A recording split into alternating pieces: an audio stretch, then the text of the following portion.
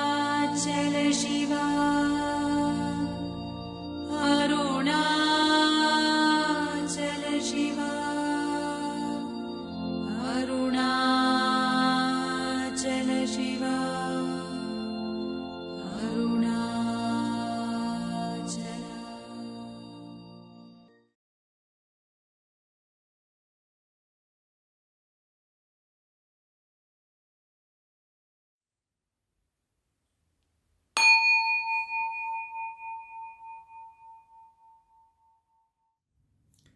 So I want to add that, bhajans and this classical music, which I was part of is SPIC-MACE when I was a student in India, which is Society for Promotion of Indian Classical Music among Youth. But that was more like in organizational way, but not really understanding it that. But since moved into this spiritual dimension, in a way you can say, that music so tunes with your experiential understanding and all it.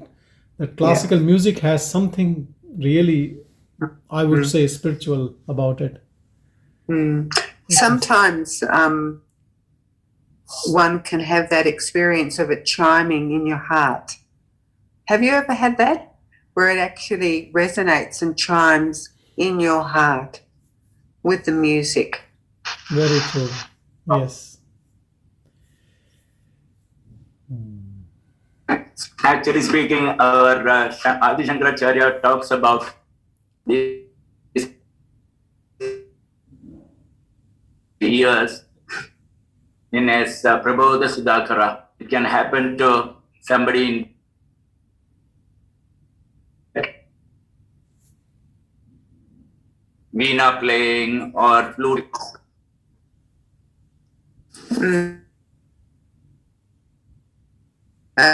Traditional, and it's when I'm in with a group of people who are meditating and who are bringing through music in the moment, and very occasionally it's on classical piano, and when that happens the whole body chimes, but particularly the heart area. And with all these things it's best not to get too caught up in it, but nevertheless it's very reassuring in some way to think that there's a possibility of that. It's just a tuning in with the vibration, I think.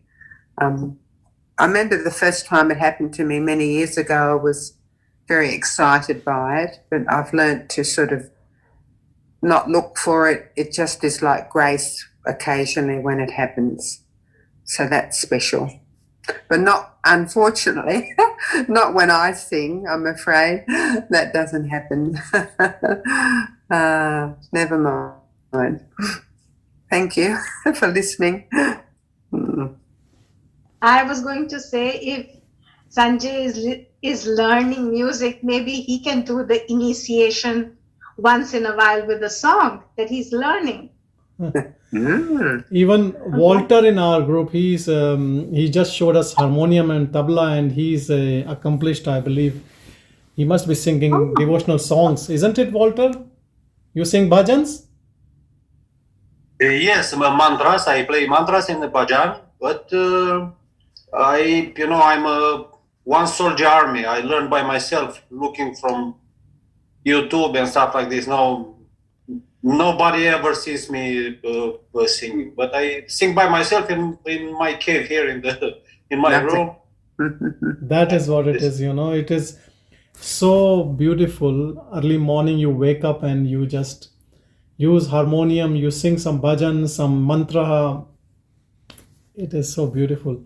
Actually, music is for your own self, I believe, and you love, and if there are people around, that is also beautiful. So in Satsangs, bhajan, I believe is a really good, and that's why I say that sometimes in spirituality people have that dryness, it makes it a bit more, how should I say, it's more of a juicy flavor to your spirituality, bhajans and prayers and mantras. But I want to ask you something, Sanjay. You see, most of the people, they start from too much gratitude, they start playing songs. Yes. Me, I use my mind and I say, okay, how I can open my heart more to understand more. And I say, okay, bhajan. I will try everything. I say I will try bhajan. Not because I'm not such a lovely guy that smile on the street or something. That because I want to become better somehow, I think that one way is by playing music. And I force myself, let's say, to play. And this is what I'm doing. And I want to ask you, what is your take on that? It should come from naturally from inside, or you can somehow force in the beginning and open your heart. I think both ways are correct. Fake it and make it. So first you try. So let's say your mind doesn't go into your godly awareness and it goes out, and you bring it and you bring it and you bring it, and that's what we call as practice. And then it becomes natural. But even to practice is a grace, isn't it? Like to do what the mind is not liking it. And to go on this path is a grace. Same is with the music. If it comes from your heart and you have that much of gratitude and you want to show that gratitude in bhajans and songs and prayers, that's good. But if you think it's coming from your mind and you think if you do it, it will help you, that's also the other way. Both any way which can take you towards godliness is good. Like I'll tell you an example. In our life, there are choices, and there are only two choices. One is a godly choice and other is a selfish choice. And when you are very deeply in tune with your own self, you know which choice are you picking up, which direction are you going. And all the easy choices and all the choices in which there is pleasure involved and sensory pleasure involved are the selfish choices coming from the ego, from the doer. But then there are choices which looks sometimes a bitter and maybe hard and like a bitter pill to swallow and a difficult path. That are the godly choices, When you are not doing for your own self, you are doing just for the sake of that thing which you think is the right way. So, and this choice is still there is a doer, and then that doer drops, because eventually when you go into that godly choices, that doer will drop one day, it will disappear. And then from that one who was choosing, there is only left is choiceless awareness. And in that choiceless awareness is still there, you will be doing something, the body will be doing, you will be still doing some actions, but everything will be, as you said, is coming from that gratitude, and then there's no sacrifice. Like sacrifice, we call sacrifices. Let's say I wanted to go for a movie and you said, Sanjay, can you come and just help me at some household chores? And I said, okay, come. So it looks for a doer that I have sacrificed watching a movie, going to theater and helping you. But in that pure presence, there is no sacrifice. If you are thinking there is a sacrifice, that means you are still attached to that thing, isn't it? This is a very subtle difference in anything. Let's say I'm using this as spread, and I really love it. And you ask me, can you give it to me? And I give it to you, but I have this feeling that I have given my best thing to you. That means I'm still attached. But let's say you steal away from me and I feel bad.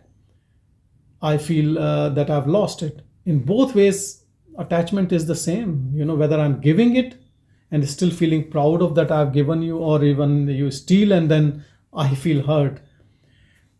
Very subtle things in day to day, which helps us more to understand which direction are we moving. Are we moving outwardly or are we moving inwardly?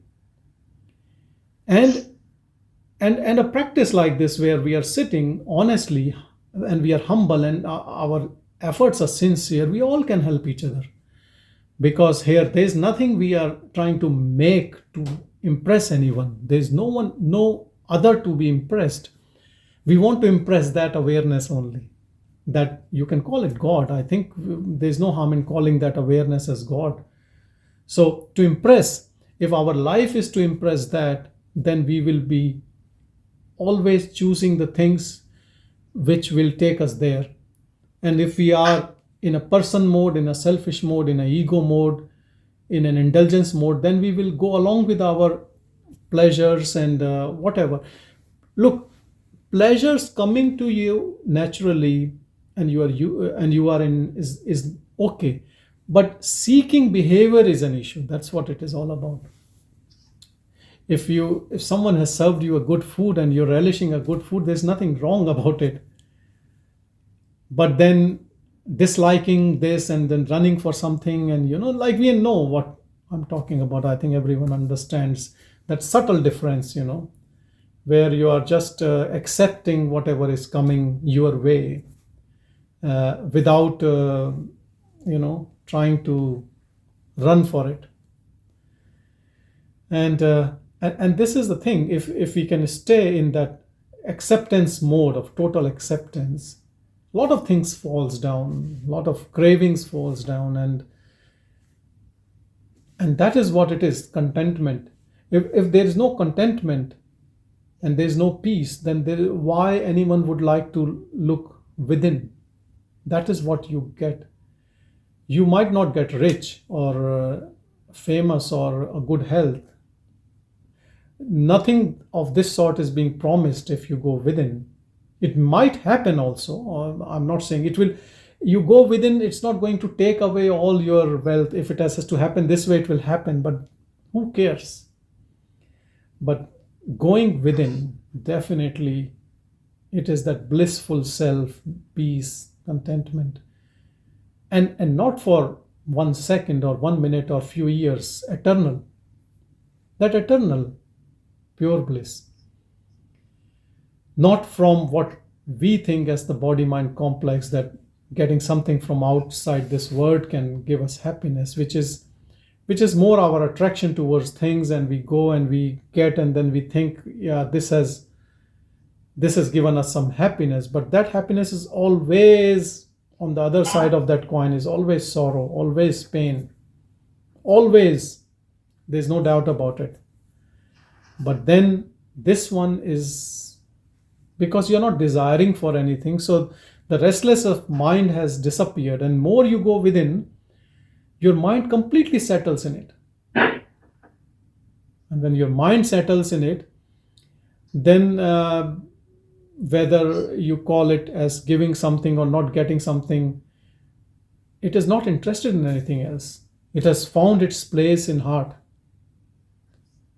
Until then, maybe there might be, you will think it's a struggle to remember, to go within, to remember God, or to remember self. God and self is same. So whatever way you want to remember, like bhaktas, people on devotional path, they take as a God as something separate from them.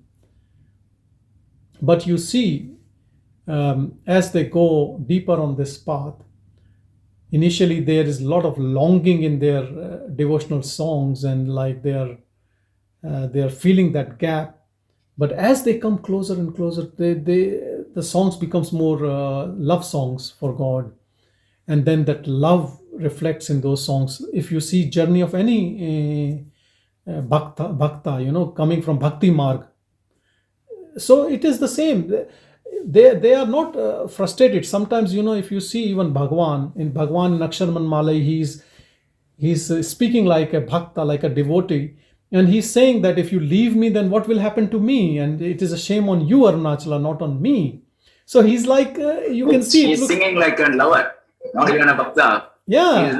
He's singing like a pure lover. Pure and lover. You will not, somehow, if I clearly translate some of those things, I feel that how a Naishtika Brahmachari, I don't know how to translate it. So Naishtika Brahmachari, you will get the point, I think, can sing like that. Because it's purely love song and longing for the beloved.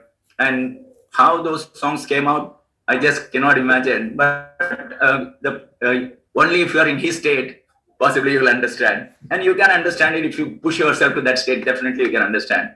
Say like, well, I'll give you one of two of my experiences, because I was put to Veda chanting when I was something like 12. I learned from a Ganapati, and that went for something after I was in the uni. So he used to come during the weekends and from the nearby village.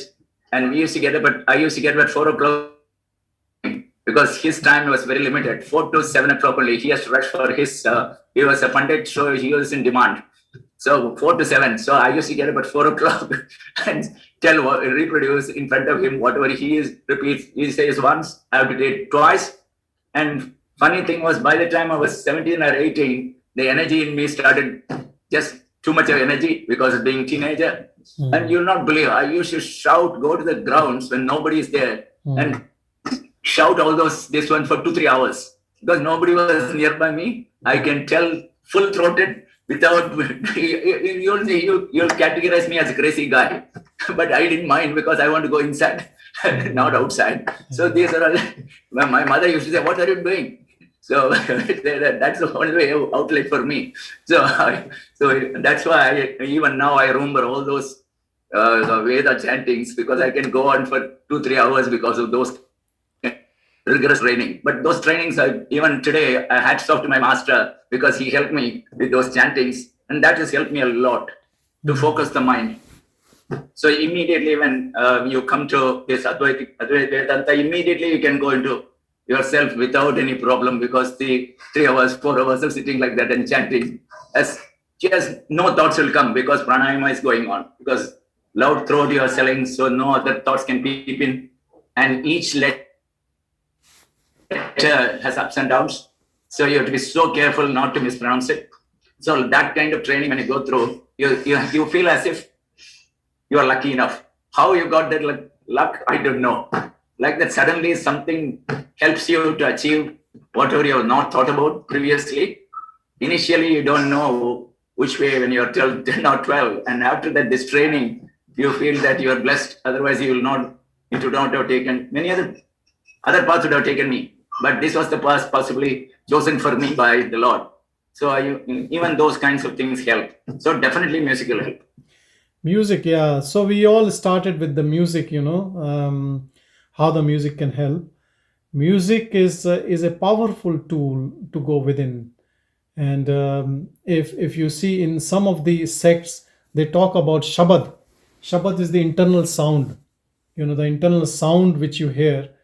And if you see, I take it from Bhagavan, it's Spurna. You feel in your heart that palpation, that not in the heart, but that spandan which is in the central of heart. It's a very soft vibration, which when you go deep, you hear. And you can hear nad, you can hear swara, you can hear a lot of things. And different people sometimes hear different things. So some of the sect, they talk about that sound, internal sound, very deeply about those things. Like you do Brahmi pranayams, you close this and you try to internalize internal sounds you want to hear. So all these things, the music and all these things, they have a deep impact on, because if you see, music is also vibration, and that subtle energy what we are is a vibration. So you in tune to vibration. Even Japa is a very powerful tool. If your mind is too restless, and we talk about non-duality, and if still it goes out, if you start doing any name of any form or any Ishtadevta, or even just whatever works for you, that can help to settle the mind. And then what happens is, once you start doing any japa, the japa continues on its own, even in dream at night, and you get up morning, japa, and then it just keeps happening. Even if you want to stop it, it just keeps happening. It really helps to settle your mind, especially any japa in which that japa is being strengthened by practices by thousands or millions of people in thousands of years. That becomes very, very strong. I'll give you an example. Mahatma Gandhi, he went to Bombay, when, pre-independence, for some sort of his, I think he had a lecture in a conference or something. And there, one of the persons came with a register to, they used to say Bapuji, to write down that you will promise that you will take 100,000 names of Ram every day.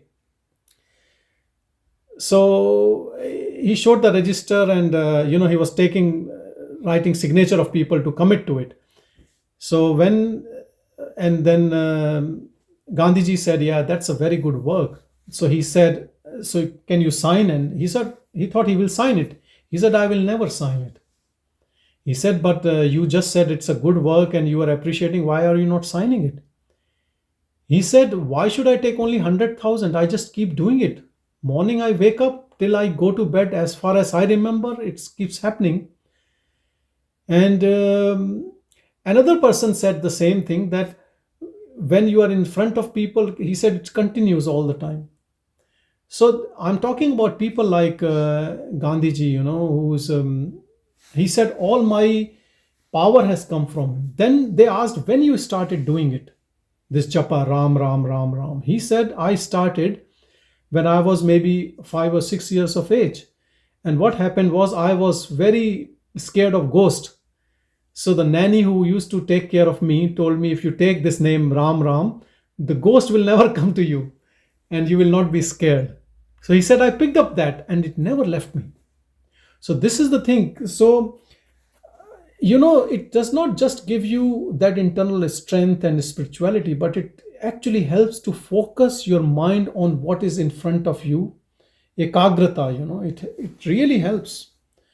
And I'm not saying to take any particular name, but I'm saying whatever name a japa, it has a lot of power. I can vouch for it because I have also practiced in my early days for nearly more than 20 years. And then I can tell you it works in its own way. It's so can you initiate me now, Sanjay, and give me a give me a mantra or something? No, whatever you have devotion, whatever works for you. Bhagavan, just Ramana. Ramana is beautiful. Yeah, Ramana is beautiful. People used to ask Bhagavan, what should I say? He used to say Shiva, or whatever, wherever your love can go, wherever your devotion can go, can help. No, but you tell me something that you feel. What you feel like it's gonna fit me, and I take it. 100,000 times like Gandhi. By the way, when they killed Gandhi, his words, it was Ram Ram or something like that. Even the moment they shot him. He was shot point blank, and that's the only thing came, because it was always in. It just came out. It was always, he was saying the same. In Nilakantanji might be able to say properly, but what I have learned is that if you, at the last breath, if you say the name of God, you will get liberation, moksha. But the thing is that if all your life, if you're saying, talking about, something about the pleasure and senses, how can the God's name can come out? It can only come out if you're taking the God's name all the time. All the time. I can give you two examples. Two examples is the music trinity I was talking about.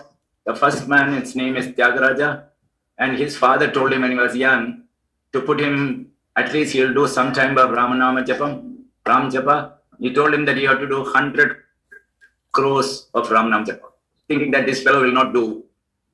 And within 30 years, his father told 96 crores. 1 crore is 10 million. So he did 100 crores within 30 years. That means he was doing 100,000 per day. So can you imagine? His father was astounded that this fellow is able to do it. And you'll not believe, by the time he completed 96 crores, Ram gave darshan. That's what is told. And because of that, the songs became more powerful.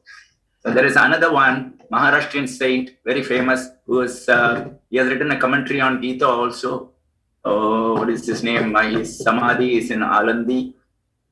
And I forgot his name. And he tells in one of his works that I'm no more singing or telling the Lord's name. But I find from my heart, the Lord is telling his own name. That means it has become so automatic that the Lord is telling the name from my heart. My mouth is shut now, but the automatic divine activity has started. Automatic divine activity has started. The same words Ramana ji is using. Automatic divine activity will start if you give up your ego. Yeah. But here, automatic divine activity is chanting of the name without even he opening his mouth. So the mental chanting is going on. So these are some very beautiful stories. And if you start telling the mantra, it will own impact. And there is another saint in Tamil, he says the same thing. I've stopped saying, but my tongue never stops. Even if I fall down, the tongue is going on saying the name. What can I do? I can't even stop my tongue. I have no power over my tongue, he says, because it goes on telling that name. So like that, it becomes an automatic divine activity. So you are always hooked up to that. No other thought peeps into it because of that. That powerful it becomes. Another thing, Walter, I would like to tell you about the japa practice is that exactly what Nilakantanji is saying. So I started with very young age, the same japa, Ram Ram. It just came automatic because I was devotee of, the monkey god, Hanumanji. And people said, if you want to please him, you keep saying Ram Ram. So that was the way it came to me. And then going deeper into all this, I was in touch with one Muktinath Nandaji. He was a secretary of Ramakrishna Mission in Lucknow. So very close, and he helped me to understand Vedanta and all. I was a student at that time. So he said that add Om to it. Say Om and then Ram. So I started doing that. But that somehow it just came back to Ram Ram. So as you are asking me, I asked him, he told me to do something and I could not do that.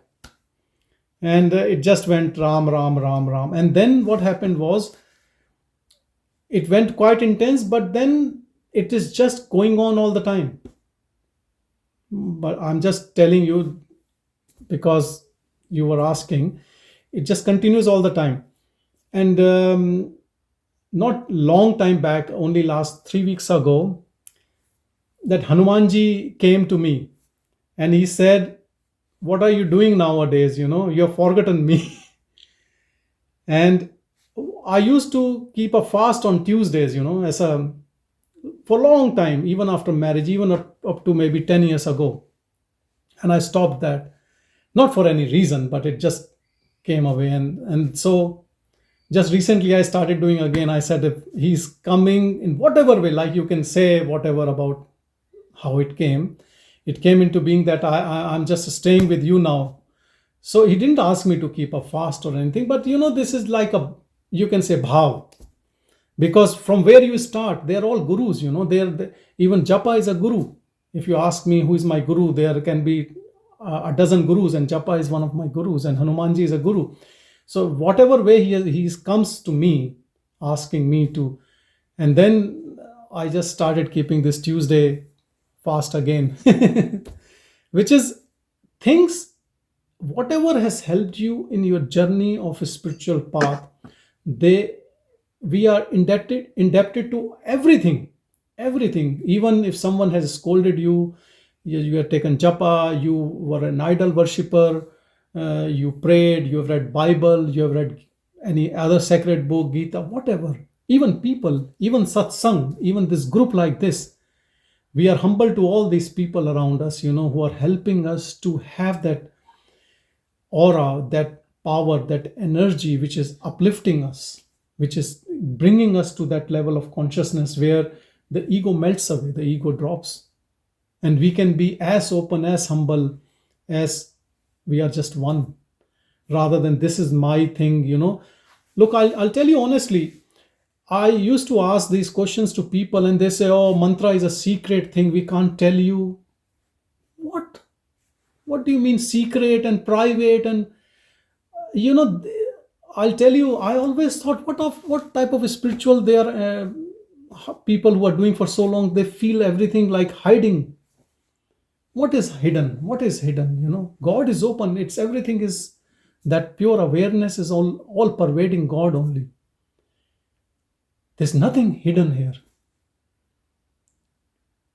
And this is what it is. So do whatever comes to your heart, to your being, to you, as grace to you, which can uplift you, which can elevate your level of consciousness, where no individual is left, no identity is left, everything is dissolved. And when that happens, then there is no stranger. There's no stranger at all. We are all one, the same consciousness. These images are there. We all look like an image. It's so beautiful, isn't it? It's so beautiful. This is the play of God, that the different images have been created. May I say something? Yes, Suzanne. I don't do Japa, and even though I've learned a lot about Hindu philosophy and that, I'm still very Western in my thinking and that. But sometimes I feel like I get signs, and this is really, I just wanting to tell you for the last couple of sessions about that little grandchild who looks like a cherub because he has blonde curly hair. He's about 6 years of age. And I was standing there, and his mum asked me to just give the other one of her children see her neck. Her neck is tight. Could I just, massage your neck a bit? And he saw me doing this, and he said, massage my hand. He didn't say please. He didn't yell it. He didn't, just this little patient voice. And I just sort of looked around and just sort of acknowledged him. And then I just kept on, and then and then I stood up to do something, and he stood up and came round near me. And he just quietly said, massage my, put the one hand down. I said, all right, in a minute. So he never, most children get sort of, when is it my turn? But he didn't do that. And then I turned around to him. I said, okay, give me your hand. So I massaged his hand. He didn't put the other hand out, but I said, okay, give me your other hand. And then he did that, how they do that sign, the thumbs up. That's it. And he went and sat down, and he was happy, started telling his jokes or whatever he does. And I kept thinking about it, and I kept thinking. And I thought, this is like we put our hand out to God and okay, hurry, come to us. But really, we're not patient. We just don't stand quietly and keep our hand there. Like he didn't give up, but he wasn't demanding. And I just thought, for me, that's like sometimes how I get signs. It's something that happens out in the world that, I just thought I'd like to share that. Thank you. So it's not music, but yeah. Look, everything is a sign. Everything is teaching us. Each moment is teaching us. Being a doctor, sometimes a patient looks very difficult or complex or, not happy. And that's that's what you have to deal. Whatever is there, you have to deal. Good or bad or praise or insult, you have to deal. You have to accept. And that is the beauty of a spirituality. Actually, spirituality makes you the most practical person in the best possible way. This is the beauty of a spirituality. Vedanta is always practical. It is not just talking about. No, it is not. It's a practical philosophy. That is the beauty of it. More you imbibe it, more you are connected with your heart, more you connect with everything around you. And whether the results are positive or negative, who cares? You give your best in that situation at that moment. And what the results are, they were supposed to be like this. So there's nothing to worry about. No proud and no guilt. But that moment of when you are engaging with anyone at any stage, that connects you all the time with so there is no stranger. That stranger and that walls of individual identity, they just drop, and that is such a beautiful feeling, beautiful thing in you, which and because you have grown up and you know how things were in the past and how things are now, and what you can do, you can only pray and you can only have that gratitude, and love comes, bhajan comes, prayer comes, or whatever it comes, because you know from where he has lifted you. You know you can't do it. He has lifted you. I'll tell you an example. I'm not a actually, I heard from one of the Indian sages this thing, that in animal kingdom, the mother monkey, when the little baby monkey is holding, it grapples on the bottom of mother, it clings to it, and she's jumping from tree to tree. And they say the cat, it holds the kitten from the jaw like this, from the neck, and then takes around. So they say that our surrender should be like this, like a kitten, the cat, you are in the jaws of God. He is putting you from there and there.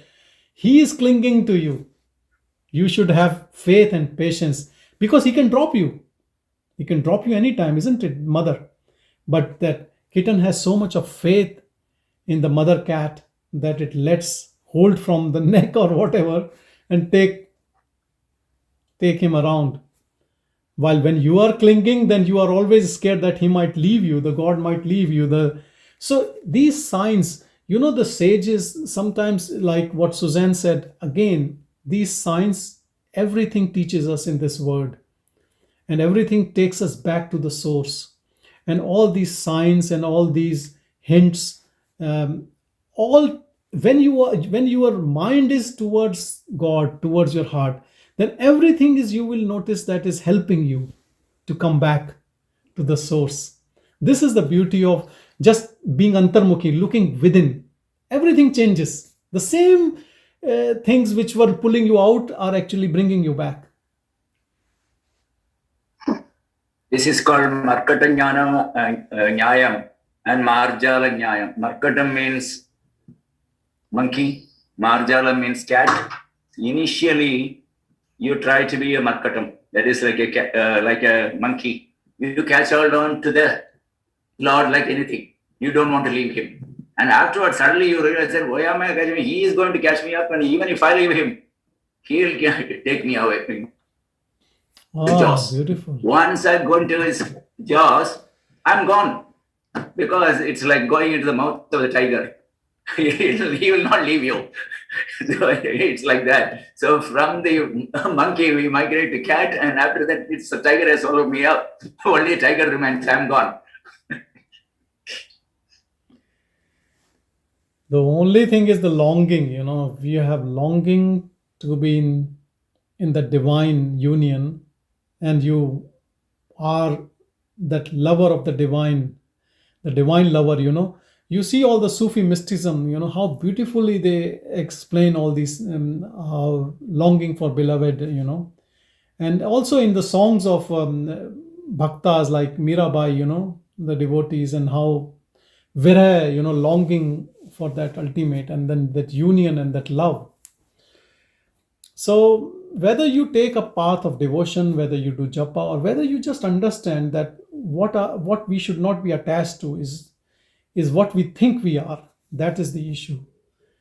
So if you see Advaita and Vedanta, they call it Vedanta. Some say because it's the end of the Vedas, but I think it is the cream, it is the gist. That's why it's Vedanta. That's what I think. I think Nilakantanji knows more. I don't know, but to me, it looks like it is the gist. It is the cream. Like you can start from Vedas, rituals, and whatever, but then ultimately it boils down to,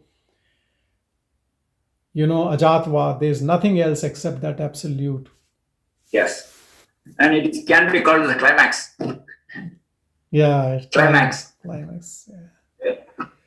Even in our own life, all of us, we must have gone through a lot of different ways or practices, but fortunate enough might have just dropped directly into the non-duality, whatever way we have been, it's like rivers flowing and coming to that same ocean. It is the same ocean of love, ocean of peace, ocean of bliss. There's no separation.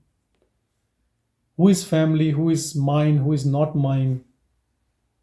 Everything is same. Everything is that perfect. And when you go in Bhagavan's life, then you understand that even this costume of a human being is not very different from any animal. Like, in their ashram, there was this lady, I think Kirti Pati, who used to serve Bhagavan, and then she died. And then came the Lakshmi cow. Kiripati. And then Lakshmi cow came. And somehow everyone recognized that this is same Kiripati who has been born as the cow. And some people actually questioned to Bhagavan that Bhagavan never said, yes, she is, but he said one thing, that it is not a disgrace to be born as cow. He said, no way. Whether you are a human being and then you are... Sanjay, just for information, Kire means spinach. She used to gather spinach and bring it and cooks it and gives it to Maharshi. So Kire means spinach. That's why in Tamil it's called Kire. Spinach. Oh, Kirepati, okay. And I'll tell you the beautiful thing about Kirepati, she was the poorest of poor lady. She had only one utensil in which she used to cook food and give it to Bhagavan. And sometimes Bhagavan used to come to her place to eat. And in winter times, she used to use the same utensil to have a bath, to get some warm water for herself. Just one utensil, But look, the love. Nothing. And she used to sometimes beg. She used to collect all that leaves, maybe spinach or whatever, from the hill, and then used to boil or do whatever she can, and then give it to Bhagavan. Look how much a person who has nothing, poorest of poor, can still serve Bhagavan, and Bhagavan gets served by that person. This is the beauty of that love. And then when Lakshmi cow came, and then the thing is that there are so many coincidences, but Bhagavan never actually, he was so humble. He never actually said about any miracles and things, because he didn't wanted people to get into those things of his siddhis and things. But Lakshmi cow came from the same village from where Kiripati was born. Can you believe? So there were a lot of similarities, which if you see, people talk about. So... And then there was another incident about another thing. There was a white peacock came. One of the queens brought a white peacock. And that white peacock used to pick up the books which were binded by Madhva Swami. He was another attendant of Bhagavan who died. And used to sit where Madhva Swami used to sit. So everyone used to say he's Madhva Swami only, So,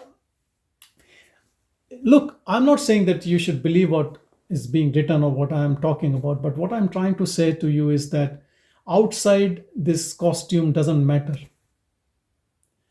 We even make it matter so much that how I look and all, but even let's say a cow or a peacock or a dog, doesn't matter. It doesn't matter. I'll tell you one thing. When I'm reminded of the story.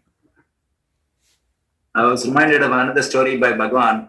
So like when he was in the hill, his mother came, and she was a very, very orthodox lady.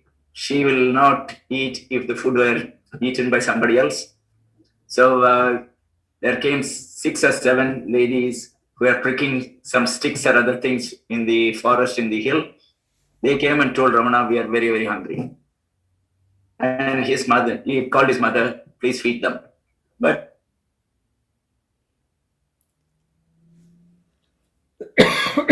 is hesitating, and Bhagavan told her, look, I can tell you only one thing. Can you not see Arunachala in all of them? Then the mother's face brightened up, and she wanted to see Arunachala because of the grace.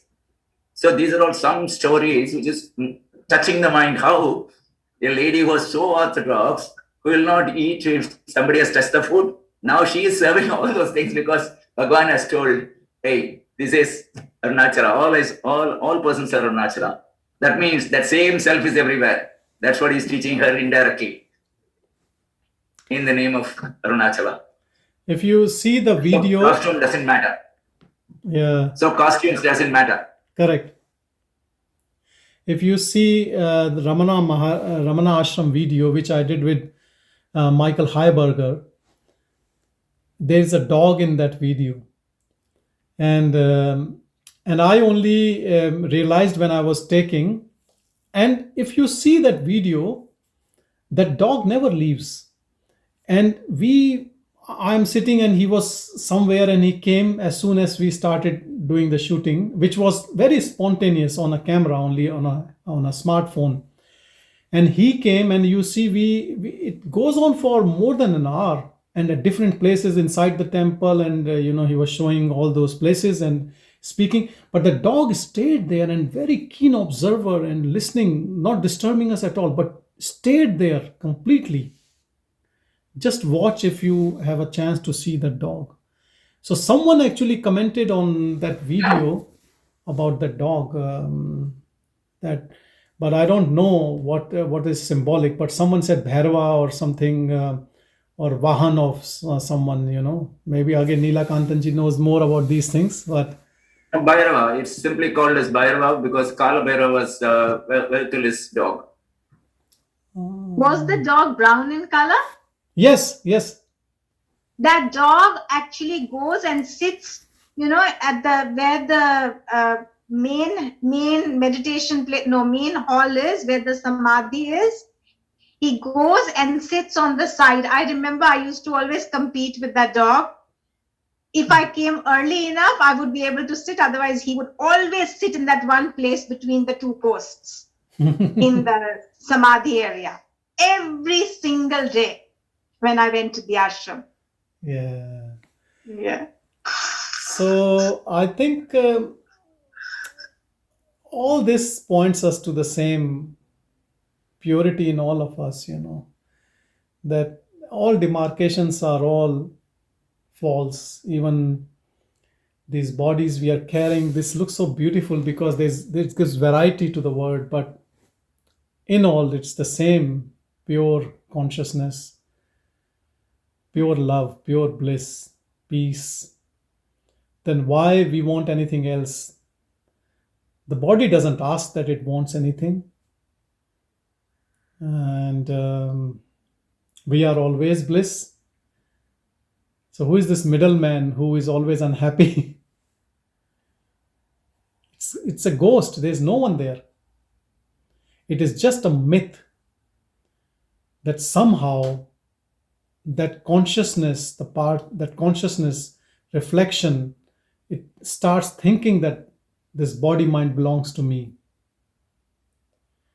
Actually, all body-minds belong to that consciousness, not just one. Everything belongs to the same consciousness. It is the real owner of everything, not just one body. So when we are always thinking about how things will benefit me or mine, then just see where this illusion has come from. And if you just sit in silence, that will drop, because it's just only a thought, a wrong thought. And the moment you stay in this awareness, there will be no ground for it to stay. It will just run away, this ghost. And look, this is not even a practice, because if you understand this truth, then you don't have to do any practice. And this is our real nature. Our real nature is what we are. We are not this body mind. We are not living for this body mind.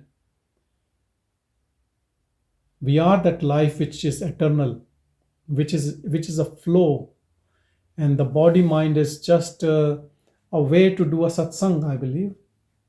how beautiful it is, just to talk to people as our own part. Nothing more than that. Nothing to acquire, to be different, or to show. And even to show to whom, to everything is part of the same awareness. Staying in that egoless, boundaryless awareness where there are no divisions. No division of anything. No religion, no caste, no creed, no nationality, no language, no barriers. How can there be barrier to awareness, which is pure silence? Its language is silence. And its fragrance is just love. It is nothing but love. So this is what we all are. And whatever in us is not this, is not us. It is just a myth. And myth cannot stay too long. Myth can only stay if you believe in myth. If you know it is a myth, then it goes away. It just drops. It cannot stay in that pure energy of pure seeing from where you are pure awareness. You don't touch anything of your own, even in this body mind. Leave aside whatever we have acquired. If we don't touch this body mind as my own, then what else is yours own? Then everything becomes your own. Then you become that king, you become that ruler, you become everything. The moment you drop this as your own.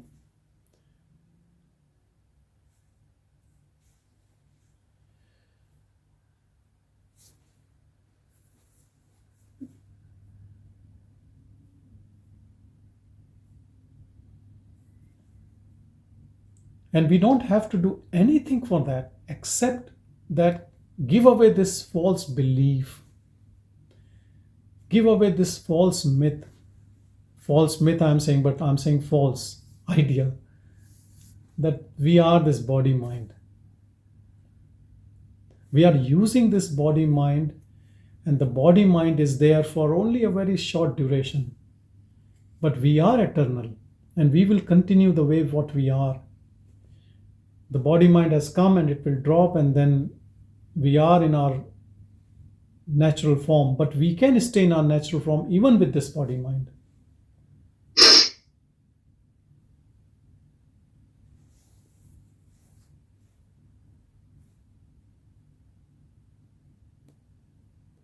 Because we give so much of importance to the body mind given to us, and we spend all our life to pamper it, look after it. I'm not saying we should not look after it, but we look after it with attachment. Like you can look after your family without attachment, with love and your responsibilities. But if you are attached to them, then their suffering comes. Same is with this body mind. You can look after it, but then you can stay without attachment. And that attachment drops only when you stay as awareness.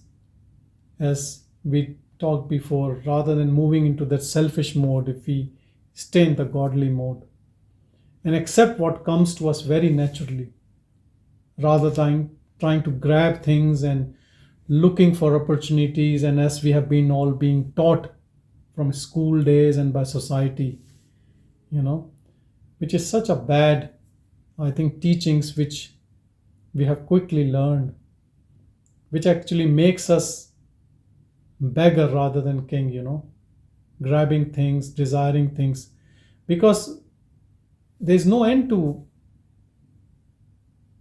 desires, isn't it? Insatiable appetite of mind. But we are not the mind. Let it be what it is doing. When you give away, you stay as awareness, the mind dissolves in that pure seeing. It also needs rest. It also needs peace, silence. It has been restless for so many births. At least we can talk about this birth. It is so restless for so long. Let it just get that peace. Don't give any work to the mind. Whatever comes, it comes. Whatever goes, goes. You stay in your pure seeing, pure awareness, as a witness in your own silence.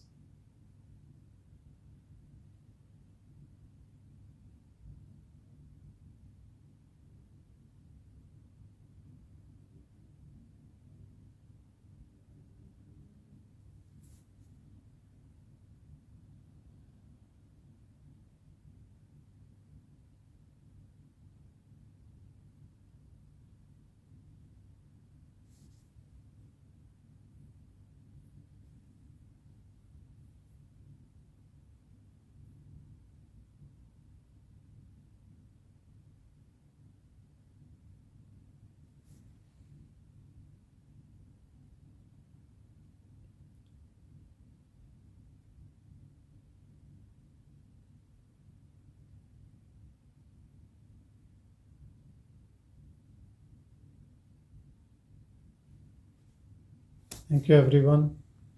Thank you. Thank you, Sanjay.